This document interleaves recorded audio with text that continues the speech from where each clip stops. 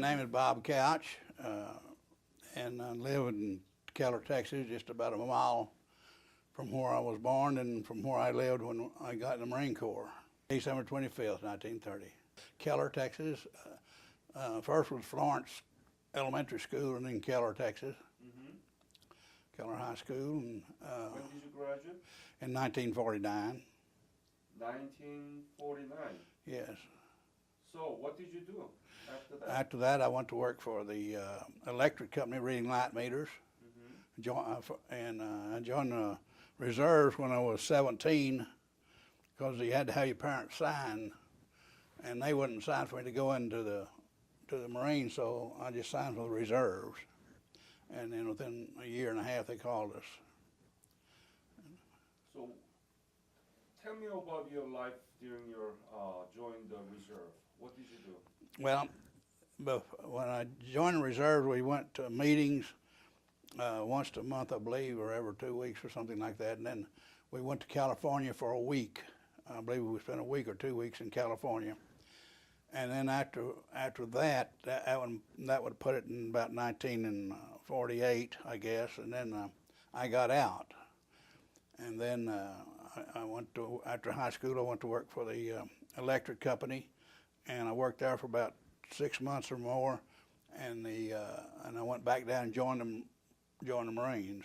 And that was when on June the 20th, the day Korea was invaded. And they told all of us that don't do this if you want to stay here. So we're going to Korea. Of course, I'd never heard of it before. So I just, I was ready to go somewhere. When you're young like that, you're tired of home. And so, and then within 2 weeks we were gone. And I went to Camp Pendleton, and then San Diego. I did boot camp, and then artillery training in Camp Delmar by Pennington, a little infantry training at Pennington, and then in the end of February of '51, we went over to Korea. Where did you go? To Pusan. Busan? Yes, we went in on Pusan, and then. Do you remember the date that you? You know, I sure don't. I wish I did. I was really in for an eye opener when we got there, because the Pusan perimeter we hadn't got our way out of that yet. I don't believe at that time, and all the people were there. The people had everything they owned. They was living in huts, grass huts, or just anything they could live in. They were running from the communists, and it was really a lot of mud, and there was snow and mud, and they would drive a truck around of a morning and pick up the people that had died during the night. The civilians would, and so that was really a joke to me, you know, being a young kid. And then we left out from Pusan, and we started north, and I never knew where I was from the rest of the time. I rode a train a ways, and then we rode a ammo train up until we got up to where the front was, and I think we finished our journey there on truck till we got to where our battery was.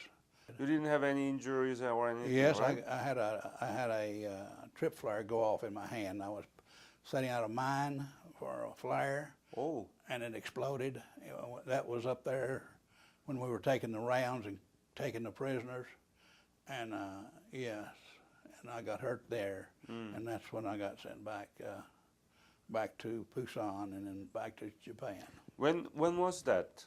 Do you remember? It's got to be somewhere. It was first of June, approximately. So 1st of June in 1951, you were injured. Yes, somewhere in that area. I don't know exact date or an exact place. I have no idea. So you were shipped to Busan? I drove back in, and they took me back on a Jeep, and then trucks and things of that nature. Took me back to an aid station first, which was back across this river. I think it was the Han River, but I don't know, where the pontoon bridge was. Yeah. And they administered to me, and you know, with cleaned the wounds and stuff. And then when I got to they took us by truck to Busan, and it was a hospital ship Havana, and docked there in Korea, and that's where they set my hand and did the operation and that. And that's where I met Jennifer Jones, matter of fact. She came. You know Jennifer Jones? No, I don't you don't know. know Jennifer Jones. Who's that? Tell me about That it. was a movie star, Oh. a very pretty movie star, and she came to visit the troops. Did you take a picture?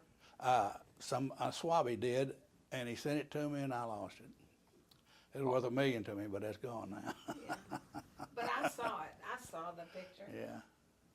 Yeah, it was, and she had on perfume. Man, I never smelled so good. Straw.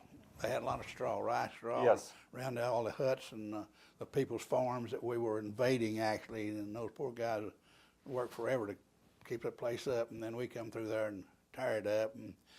And one night I went to sleep on the side of this house on some straw, and we'd had a long march that day, a long way, and it rained so hard the next morning when I got up. When I woke up, I was about 10 foot down the hill from where I laid down that night, and didn't realize I'd slipping, you know.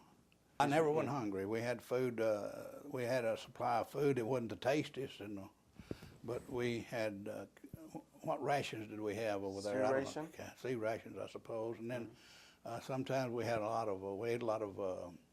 They call it Vienna sausages, but they were just weenies, boiled weenies. Because we had with the artillery, they had a cook shack, and he boiled those weenies and made coffee for morning and stuff like that. It's according to where we were and to how much combat we were involved with. But we were so much more fortunate than the World War II people were, and more fortunate than the Chosin Reservoir people were, because we had a food line to us with K rations and that sort of thing. Mm-hmm. And when I first got there, the first meal I had there, was steak, and I could cut it with a fork. That was because everything was froze, and so they could keep meat, without refrigeration. And so I actually had a steak. I thought, man, I never thought I'd be in Korea eating steak. Did you write a letter back to your family? Yeah, quite a few, yeah. Quite a few? Mm-hmm. What did you write? Well, I just asked about how was things there on the farm, and how everybody was. And told them where we had a long march that day, or where it rained and that sort of thing, just to get a word from home.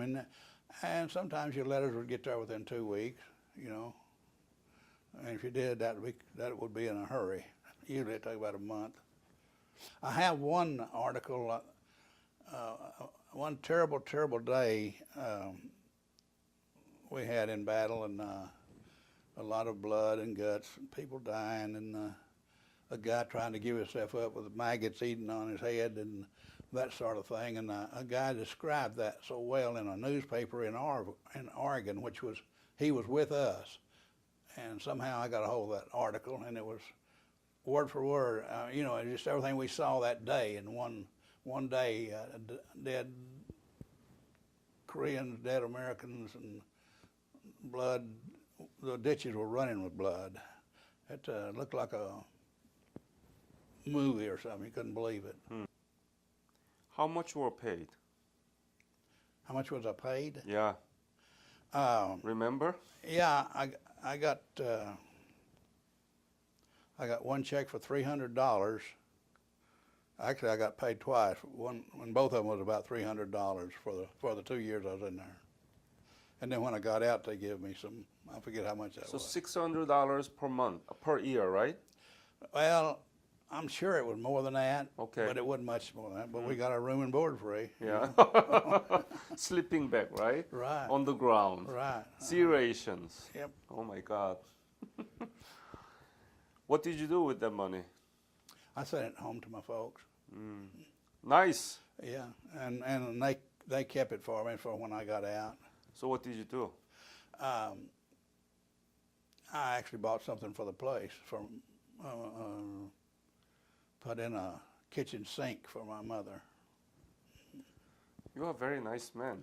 Well, we did it that time. We all owed one another everything. So, after the operation, you went to Japan, Hmm. and then what happened? Well, I stayed there until, and my wound wasn't healed. It had proud flesh growing out of it. And Oh. It wasn't healed in Japan, so the doctor seen it wasn't gonna heal, so they sent me back to the States. I arrived at the States in July the 4th of 1951. Did you get a job? Yes, yes. I went Well- back. Well, I got out on a Friday and went back to reading light meters on a Monday. So what do you think is the legacy of Korean War and Korean War veterans from your perspective? Well, I really don't know how to answer that other than every one of them's a hero to me. Yeah. That was because they went through the same thing I did, and some of them, I had it very easy to what some of them had. And I just, as you will have, in interviewing them, you will find the guys that was in the reservoir and in the cold winter, even in, it wasn't a reservoir, in the regular winter time, in Operation Harry and Hill, 202 or Pork Chop Hill and all those things, just a mass slaughter of people, and you just, it's really, anybody got back is very lucky. Some people kind of don't like war stories or don't like to hear them, and it's unbelievable to anybody today what we went through. Yeah. I don't even believe it sometimes. So would you talk to them and would you ask them to scan your Yes, photographs? they will. They Yeah. will. Yes.